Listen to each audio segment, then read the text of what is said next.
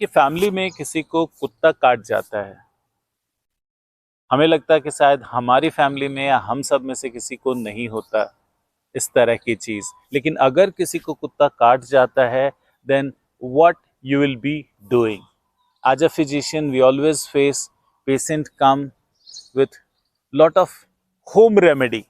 घर में वो मिर्ची लगा लेते हैं या कुछ हल्दी लगा के आते हैं।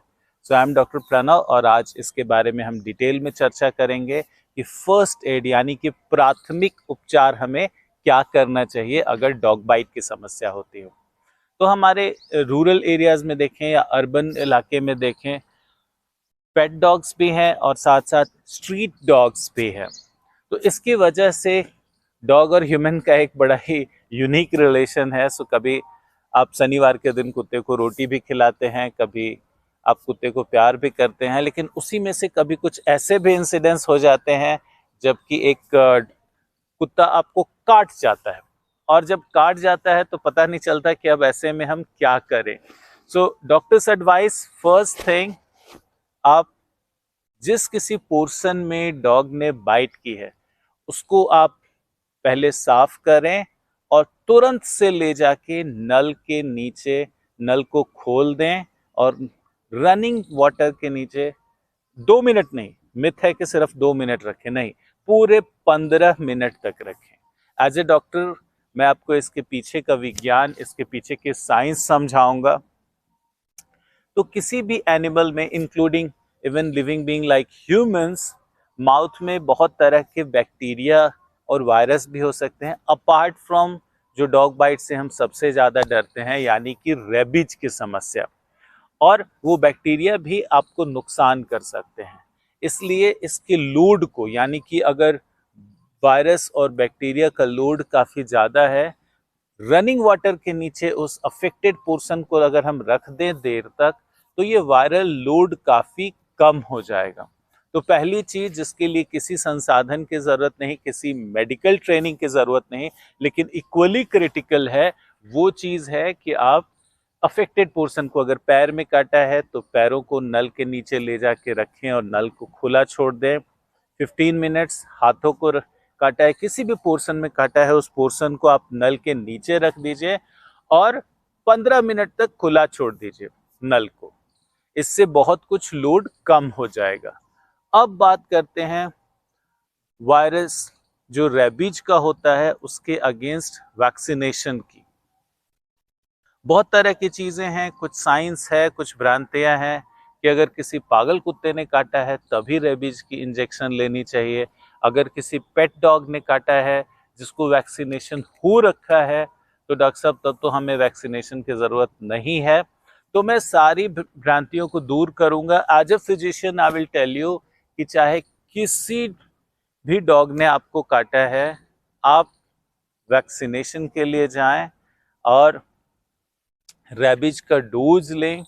रेबीज का डोज आसानी से सब जगह अवेलेबल है।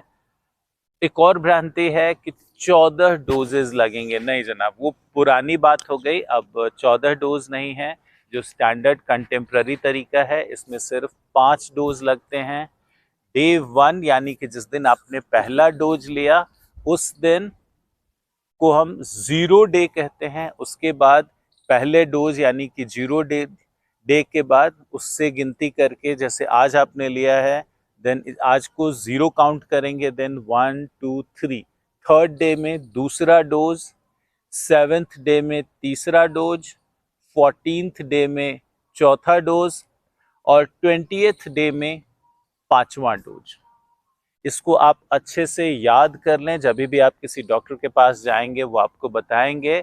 लेकिन हमें सोसाइटी के अंदर भी जानना चाहिए, बिकॉज ऐसी चीज़ों के लिए इंफॉर्मेशन हम सब के पास अवेलेबल होना चाहिए। एक बात मैं पब्लिक हेल्थ साइंटिस्ट के तौर पे बार बार रेखांकित करता हूँ कि स्वास्थ्य की ज़रूरत तो सबको है, तो बेसिक हेल्थ की जानकारी है वो भी सबके पास होनी चाहिए। यानी कि अगर डॉग बाइट होती है तो हमें वॉश करना है as a first thing, then हमें डॉक्टर के पास लेके जाना है और डॉक्टर आपको 5 इंजेक्शन देंगे, यानी कि 0 day, third day, 7th day, 14th day and 20th day. अब बात करें कि क्या ये पूरी तरह से सुरक्षित है? हाँ, डॉग बाइट के अगेंस्ट दिया जाने वाला ये डोजेस पूरी तरह से सुरक्षित है। हजारों लाखों लोगों पे ट्राई किया जा रहा है, बहुत सेफ है, बहुत कॉस्टली नहीं है, वाइडली अवेलेबल है। तो there is just no excuse why we don't take the doses. एक बात और है, अगर किसी पेट डॉग ने काटा है और आपने देखा कि वो कुत्ता 10 दिनों तक ऑब्जर्व किया, उस कुत्ते में किसी तरह के साइन एंड सिम्टम रेबीज के नहीं है, तो आप 4th डोज है वो मिस कर सकते हैं। यानी कि जब हमने 5 डोजेस की बात की थी, तो उसमें जो 14th डे का डोज था उसे आप मिस कर सकते हैं। अगर कुत्ता 10 दिन तक भी स्वस्थ है जिसने बाइट की थी, तो आपकी डोज हो जाएगी 0 day, 3rd day, 7th day and 28th day, जिससे आप अपने आप की बचाव करेंगे। अब हम बात करें कि अगर वैक्सीनेशन हमने नहीं करवाया, बाय चांस कोई भी वजह हुई, चाहे आपने ये वीडियो आज देखा है और इसके 2 साल भी गुजर गए, 3 साल गुजर गए, अब हमें क्या करना चाहिए? अगर नहीं हुआ 1 सप्ताह के अंदर, तो चांसेस है कि रेबीज नहीं होगा। अब इसका साइंटिफिक आंसर ये है, इसको हम एक पब्लिक हेल्थ की भाषा में कहते हैं इंक्यूबेशन पीरियड। यानी कि किसी इन्फेक्शन ने आपके शरीर में जब घर किया और उसके बाद इन्फेक्शन के पहले सिम्टम कब आए।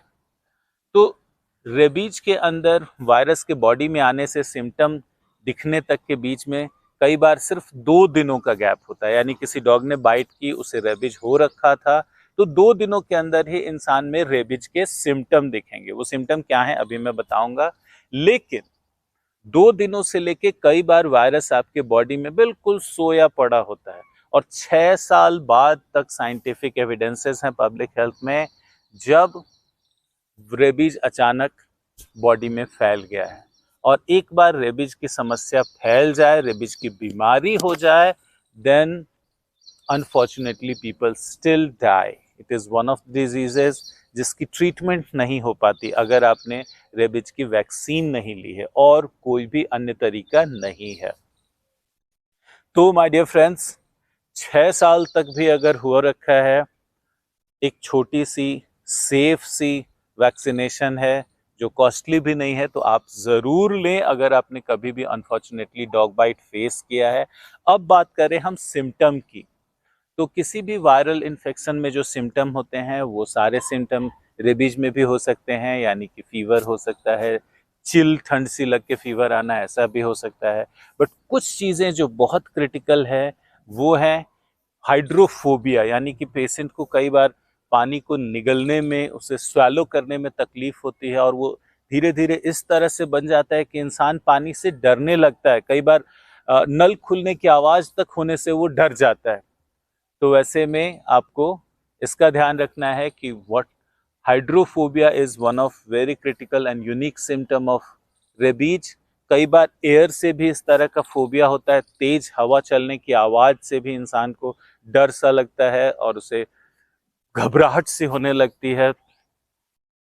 ये सब कुछ लक्षण है। प्यास बहुत ज़्यादा लगती है और इंसान पानी स्वेलो नहीं कर पाता, तो काफ़ी तकलीफ देह होता है रेबीज के symptom. So all my friends who are watching this channel, अगर रेबीज की समस्या आसपास आप सस्पेक्ट करते हैं कि किसी वाइल्ड एनिमल ने आपको बाइट किया है, हाँ एक बात और बता दूं, इंडिया में अभी भी एनिमल्स काफ़ी ज़्यादा चारों तरफ होते हैं।